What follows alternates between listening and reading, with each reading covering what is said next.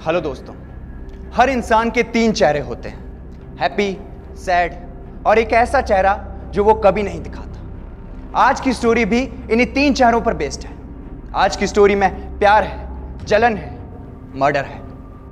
आज की स्टोरी है नीरज ग्रोवर की।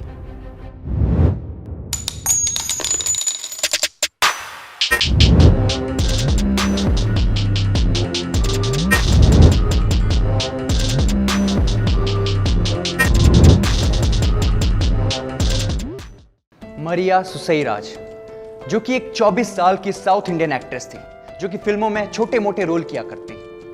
बट एक स्टारडम और बड़ी हीरोइन बनने की चाह लेकर मरिया कोची से मुंबई आ जाती है इन 2007। साउथ इंडियन होने की वजह से मरिया को हिंदी बोलने में बहुत प्रॉब्लम होती थी, जिसकी वजह से कई रोल उसके हाथ से चले गए। 2007 के एंड होते होते एक ऑडिशन में मरिया की मुलाकात पहली बार नीरज ग्रोवर से होती है। नीरज ग्रोवर की उम्र 25 साल की थी। नीरज का जन्म उत्तर प्रदेश में हुआ था। फिर नीरज मुंबई शिफ्ट हो गए और इसके बाद वो मुंबई में एक टेलीविजन प्रोडक्शन कंपनी में as a senior creative director की जॉब पर लगे, जहां पर वो कई सारे बड़े शोज में इन्वॉल्व रहे। नीरज को मरिया पहली नज़र में ही पसंद आ जाती है और ऑडिशन के बाद वो उसे अपने मीटिंग वाले कैबिन में भी बुलाता है और वहां वो उससे कहता है कि मरिया, तुम्हारी एक्टिंग तो बहुत अच्छी है, पर मैं तुम्हें ये रोल नहीं दे सकता क्योंकि तुम्हारी हिंदी बहुत कमज़ोर है। उसके बाद दोनों डेली फ़ोन पर बात करने लगे और धीरे धीरे दोनों में अच्छी दोस्ती हो गई, क्योंकि मरिया को इंडस्ट्री में नाम बनाना था और वो जानती थी कि ये रास्ता नीरज से होकर ही जाएगा। इसलिए मरिया कभी पार्क, कभी रेस्टोरेंट जैसे प्लेसेस पर उससे मिलने लगी और धीरे धीरे दोनों एक दूसरे को पसंद करने लगे। अब आप ये सोचोगे कि इसमें नई बात क्या है, जब एक जवान लड़का लड़की एक साथ रहेंगे तो एक दूसरे को पसंद करेंगे। पर यहां पर एंट्री होती है जेरोम मैथ्यू की, जो है मरिया का मंगेतर। मरिया मुंबई आने से पहले ही एंगेज थी। जेरोम मैथ्यू नेवी में 2nd लेफ्टिनेंट था और वो अभी भी मरिया के टच में था। कभी हफ्ते महीनों में मरिया से मिलने वो मुंबई आ जाया करता था। वहीं नीरज और मरिया का सिलसिला सेम चलता रहा। 6 मई 2008 में मरिया एक फ्लैट में शिफ्ट हो जाती है। शिफ्टिंग के टाइम पर वो नीरज से हेल्प मांगती है। शिफ्टिंग करते करते रात हो जाती है, तभी ठीक 9:30 बजे मैथ्यू कोची से मरिया को कॉल करता है। मरिया और मैथ्यू के बीच नॉर्मल बात हो रही थी। फिर नीरज बीच में आकर मरिया से कोई चीज मांगता है। मरिया उसे चुप रहने के लिए कहती है, पर तब तक मैथ्यू को डाउट हो जाता है कि मरिया अकेली नहीं। वो मरिया से पूछता है कि क्या कोई और भी तुम्हारे साथ है। मरिया कहती है, हाँ नीरज है, वो रूम शिफ्टिंग में मेरी हेल्प कर रहा है।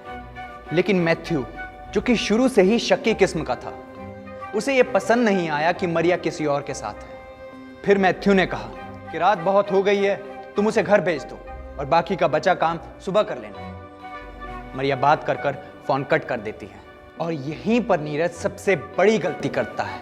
वो उस रात अपने घर नहीं जाता है और वहीं दूसरी तरफ मैथ्यू पूरा कंफर्म हो जाता है कि नीरज आज घर नहीं जाएगा और मरिया उसे झूठ बोल रही है।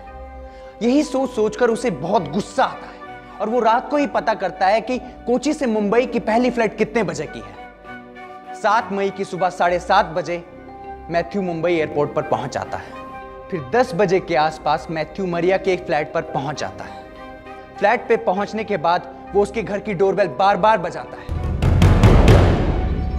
लेकिन दरवाजा नहीं खुलता। और वहीं दूसरी तरफ नीरज और मरिया एक साथ एक रूम में सो रहे थे। कई बार डोरबेल बजाने की वजह से मरिया की आंख खुल जाती है। मरिया को लगता है कि शायद दूध वाला या पेपर वाला होगा। यही सोचकर मरिया दरवाजे के पास आती है और दरवाजा खोलती है और दरवाजा खोलते ही वो एकदम शॉक्ड हो जाती है। जिससे उसकी रात में बात हुई, आज सुबह वो उसके घर के सामने खड़ा है। इससे पहले मारिया कुछ बोलती, मैथ्यू मारिया को धक्का देकर अंदर आ जाता है और देखता है कि बेड पर नीरज सो रहा है।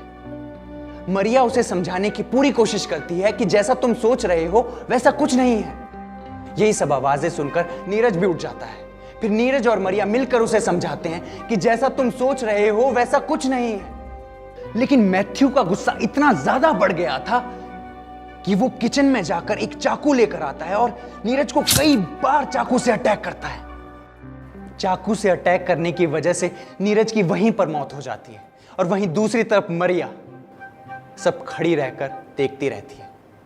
अगर हम मरिया की स्टेटमेंट देखें तो उसने कहा था, मैंने रोकने की बहुत कोशिश की लेकिन मैथ्यू ने मुझे कहा कि मैं बीच में आई तो मुझे भी मार देगा। फिर नीरज की मौत के बाद दोनों एक हॉल में चले जाते हैं और बहुत देर तक सोचते हैं कि डेड बॉडी का क्या करना है और मैथ्यू वहीं एक प्लान बनाता है। दोनों फ्लैट को लॉक कर बाहर चले जाते हैं। मरिया ने एक कार ले रखी थी हाउस शिफ्टिंग के लिए। वो दोनों उसी कार में बैठकर पास के मॉल में जाते हैं जहां से 2 एयरबैग्स, एक बेडशीट, एक बड़ी नाइफ और एक चद्दर लेते हैं। फिर वो वापस फ्लैट में आ जाते हैं और फ्लैट में आते ही वो नीरज की बॉडी को बाथरूम में लेकर जाते हैं और बाथरूम में उसकी बॉडी के छोटे छोटे टुकड़े करते हैं ताकि उसे बैग में भर सके। नीरज की बॉडी पार्ट को वो बैग में भर देते हैं और इसी बीच शाम हो जाती है। फिर दोनों बाथरूम साफ करते हैं और बैग्स उठाते हैं और पेट्रोल पंप जाते हैं जहां पर 2 बॉक्सेस में पेट्रोल भरते हैं और थाने की ओर निकल जाते हैं। थाने के हाईवे में एक फॉरेस्ट पड़ता था और वो उसी फॉरेस्ट में जाते हैं और उन दोनों बैग्स में आग लगा देते हैं। वो लोग वहां से तब तक नहीं जाते जब तक उस लाश की राख नहीं बन गई। फिर अंधेरा होने पर वो लोग अपने फ्लैट पर वापस चले जाते हैं। उसी रात मैथ्यू मुंबई से कोची निकल जाता है, बट जब 7 मई से 8 मई तक नीरज किसी के कांटेक्ट में नहीं आता तो उसके ऑफिस फ्रेंड्स को चिंता होने लगती है और उसके ऑफिस फ्रेंड्स जब मरिया से पूछते हैं तो मरिया कहती है, मेरी शिफ्टिंग में हेल्प करके नीरज चला गया था। फिर आता है 9 मई, जब नीरज के फ्रेंड्स को पता चलता है कि नीरज की कोई भी इंफॉर्मेशन नहीं मिल रही तो वो पुलिस में कंप्लेंट कर देते हैं। कंपनी के कंप्लेंट करने के बाद पुलिस अपनी इन्वेस्टिगेशन चालू कर देती है। सबसे पहले पुलिस नीरज के मोबाइल का लोकेशन ट्रैक करती है तो पता चलता है कि 6 मई से लेकर 7 मई के 6:30 बजे का लोकेशन मरिया के घर का ही था। पुलिस ने जब मरिया से पूछा तो मरिया ने कहा कि शिफ्टिंग हो जाने के बाद 9:15 बजे के आसपास रात को वो घर वापस चला गया था और उसके बाद हमारी कोई बात नहीं हुई। पुलिस ने अपनी पूछताछ जारी रखी पर मरिया अपनी स्टेटमेंट पर अडिग थी। पुलिस ने जब उस बिल्डिंग के सिक्योरिटी गार्ड से पूछा तो सिक्योरिटी गार्ड ने यह स्टेटमेंट दिया कि 7 मई की सुबह मैडम अपने एक मेल फ्रेंड के साथ एक गाड़ी में जा रही थी और उस गाड़ी में 2 बड़े बड़े बॉक्सेस थे और मैडम रात को वापस आई थी अपने उस मेल फ्रेंड के साथ। पुलिस का शक अब यकीन में बदल गया था। पुलिस हर रोज आकर मरिया से स्ट्रिक्टली पूछताछ करती। मरिया कोई प्रोफेशनल किलर नहीं थी, इसलिए पुलिस के थोड़े से जोर देने पर ही मरिया ने सब सच्चाई बोल दी।